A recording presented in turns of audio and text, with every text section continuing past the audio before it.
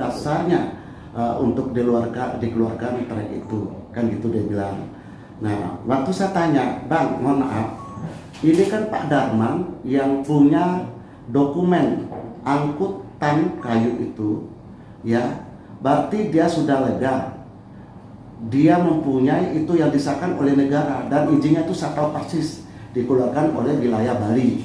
Nah, gitu loh. Nah, kalau orang sudah mempunyai legalitas yang sah, tentu dia itu bertanggung jawab atas kayu-kayu masyarakat yang diangkut oleh dia, gitu loh.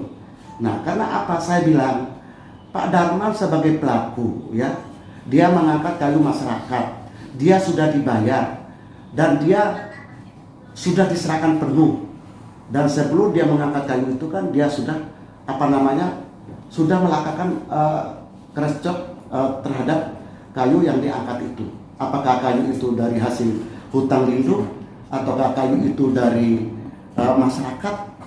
Kan kita tidak tahu nih. Nah, ternyata saya punya klien tanya berulang kali, apakah kalian punya trek ini, tahu nggak kayu itu dari mana? Ya jelas tahu Pak, kayu itu, makanya kami berani selama ini kami muat. Yang jelas kayu itu sah dari masyarakat berdasarkan jual beli, berdasarkan sertifikat. Nah, saya hanya bilang sama Haji Ridwan kemarin, kalau memang Anda sebagai penyidik atau pengawal dari penyidik CPPPN ini, ya tentu ada jenjang waktu dong. Berapa, contohnya 2 kali 24 jam, contoh kayak surat edaran Pak Gubernur, kalau kamu orang tidak mampu untuk membuktikan itu legal logik, ya tolong dikembalikan kepada masyarakat, kan begitu.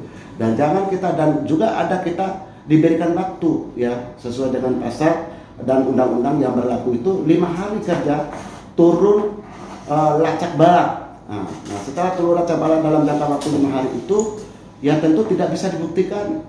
Ya, itu bagaimana hukumnya, kan begitu. Nah, kenapa saya simpel sama Haji Ridwan kemarin itu pertama saya jumpa dengan beliau. Bahkan dia sumpah demi Allah demi Rasulullah saya tidak tahu bahwa ada penangkapan kayu trek 62 itu, kan begitu Pak. Nah, sehingga saya, masa sih abang baik, kalau abang memang tidak tahu itu langkah mana yang saya harus kemana segitu kan dia. Oh, nanti kamu begini-begini ke Pak Askan. Lalu saya ketemu sama beliau kan hari pertama, beliau bilang nanti aku telepon beliau gitu. Nah, terus hari kedua aku nanya lagi, Bang, bagaimana sikapnya dari Pak Aslan setelah abang itu nelfon, kan begitu. Oh begini Bang, ini dasarnya keluarnya trek nanti itu harus ada surat resmi. Baik, surat resmi kayak bagaimana Bang? Pinjam pakai. Oh baik, saya bilang saya akan lakukan. Kan saya antar lagi, katanya Abang Aslan pergi ke Bima bersama tim. Ternyata beliau ada di kantor. Sebelum saya datang ke sini, nggak usah ke sana karena beliau sudah datang. Tapi Allah itu menunjukkan kepada saya yakin Pak Astan tuh sudah ketemu dengan saya besok kan kembali lagi sesuai dengan petunjuk beliau gitu loh. Datang saya, izin Mbak? Iya, saya datang, kata beliau ada di atas ruangannya, ketemu bisa antar surat ini. Saya hanya ngomong sama beliau. Kami ya komitmen untuk melaksanakan tugas amanah undang-undang, kemudian perintah pimpinan dalam batas koridor-koridor yang memang sudah ditentukan oleh hukum acara. Prinsipnya yang kami bisa sampaikan, kasus ini sudah dimulai dengan diterbitkannya sprindik, surat perintah penyidikan, kemudian SPDP juga sudah diberikan kepada terlapor. Karena kalau penanganan kasus di peredaran hasil utang ilegal itu sangat rumit Bang. Bayangkan saja, kami dari Mataram, tim dari Lombok Timur, dari Dompu berangkat ke hutan tidak bisa butuh waktu sehari, 5 hari baru kami bisa bolak-balik dari tim yang ada di Mataram, di Lombok Timur, di Dompu, baru bisa balik dari Tambora ke sini ke Lacabang 5 hari butuh waktu. Sehingga penyelidikan itu kami perluas, perpanjang sebagaimana amanah KUHAP kan. Kami tidak menahan orang, hanya barang aja karena itu yang kaitannya sedang ada dalam proses bakat atau pengumpulan bahan keterangan, sehingga dasar pengumpulan bahan keterangan itu kami gelar berulang-ulang kali dengan penyidik dan pimpinan di sini termasuk dari Polda selalu hadir. Nanti kami akan tunjukkan daftar hadirnya. Kalau ada pihak-pihak yang misalnya komunikasi kami tidak tahu kasus itu, kami selalu undang transparan.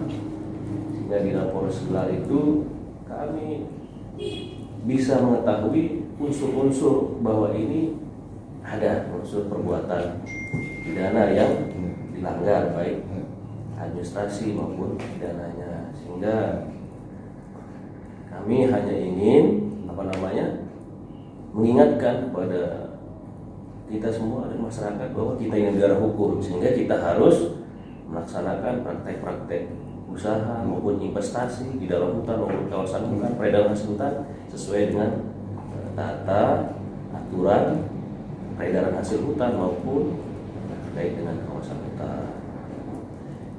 Terkait dengan masalah penyidikan, memang kami di Lombok Timur di KPH ini kan satu jajaran sekarang, Pak.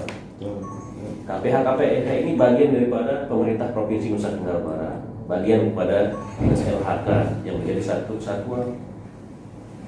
Sehingga setiap permasalahan di KPH itu pasti dia akan lapor ke pimpinan yang ada di dinas. Jika ada penanganan di KPH di Dohu atau di Rinjani Timur, akan melaporkan juga ke sini terkait dengan penanganan, perkembangan penanganannya. Termasuk juga ini adalah bagian dari yang diamankan di Rinjani Timur, kemudian dilaporkan kepada pimpinan, kepada Dinas LHK, kemudian bergabunglah untuk dilakukan bucket atau pengumpulan bahan-bahan keterangan atau penyelidikan itu, melihat lebih jauh, lebih mendetail apa permasalahannya di dalamnya. Kemudian yang selanjutnya, karena situasi dan kondisi, kami juga di bawah Kementerian Lingkungan Hidup Kehutanan ada eselon 1 Dirjen Penegakan Hukum di Jakarta. Kami disupervisi, dipantau segala aktivitas penegakan hukum, baik itu penyelidikan maupun penyidikan. Karena ini menjadi kasus atensi nasional, seperti yang disampaikan tadi, akhirnya kami yang diminta untuk melimpahkan kasus itu. Akhirnya kami limpahkan penyidikannya kepada Balai Gakum Jabal Nusra yang menjadi bagian dari Dirjen Penegakan Hukum Lingkungan Hidup Kehutanan Jakarta. Jadi selama ini ya proses sprindik penyidikan ada tanggung jawab administrasi dan keputusan ada di Kepala Balai Gakum wilayah Jawa Bali Nusa Tenggara.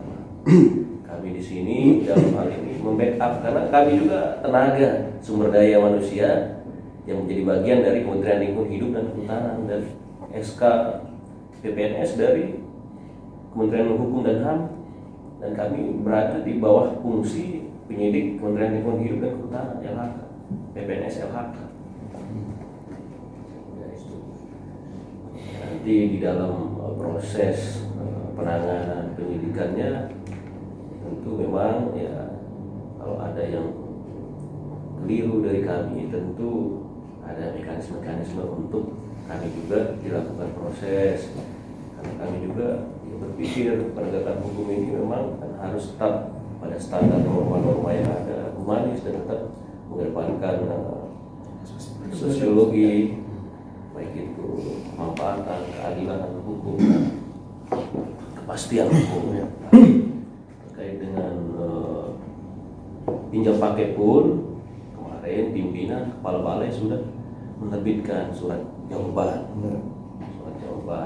dan itu bukan juga atas kami, karena beliau yang tanggung jawab terhadap kami, beliau juga yang membuat jawaban itu, karena suratnya Bang Dino ini kan kepada Balai Gakum Jabal Nusra yang memang beliau itu yang punya kendali operasi, kendali penyidikan. Dan juga saya tidak mau memberikan bimbang kepada masyarakat maupun kepada penasihat hukum supaya ada kepastian hukum di dalam setiap tindakan penyidikan yang diambil oleh penyidik. Nah, memang yang berikutnya tadi di peredaran hasil hutan kayu ini cukup kategorinya kasus berat, sulit, karena memang dia sudah terbungkus oleh terorganisir crime itu. Crime-nya sangat terstruktur, sistematis, terorganisir. Banyak melingkupi kepentingan-kepentingan dan informasi-informasi lain seperti tadi itu. Wah, ini kita ini. Kalau kami open Bang. Saya bisa jamin kalau ada Polhut maupun penyidik yang ada di LHK yang melakukan pungli ataupun meminta sesuatu, kami akan laporkan ke pimpinan, akan diproses. Silahkan saja kalau memang ada masyarakat menyatakan bahwa si ini si itu, ya itu kan hanya dia juga menyampaikan. Kami tetap on the track untuk melaksanakan proses hukum sejauh kemampuan kami, dan mudah-mudahan juga proses ini menjadikan hikmah bagi kami dan teman-teman, bagi masyarakat. Kalau saya tidak tahu masalah permintaan tentang siapa yang meminta, siapa yang memberi, saya tidak tahu. Dan terus terang ya tidak ada yang komunikasi ke saya, apakah Pak Darman, apakah orang-orang itu terkait, tidak ada. Itu hanya isu informasi liar yang saya juga tidak tahu kebenarannya. Bukan di sini ada teman-teman saya, ada Pak Indra, ada Pak Adian, Pak Saiful. Mungkin bisa ditambah penjelasannya Bang terkait dugaan pelanggaran administrasi dan pidana terhadap kasus ini seperti apa? Yang pertama, bahwa dugaannya kayu ini diduga keras berasal dari kawasan hutan, baik itu dipungut, dipanen secara tidak sah tanpa izin dari pejabat yang berwenang. Kemudian ini dibuat seolah-olah menjadi kayu kebun, kayu tanah milik.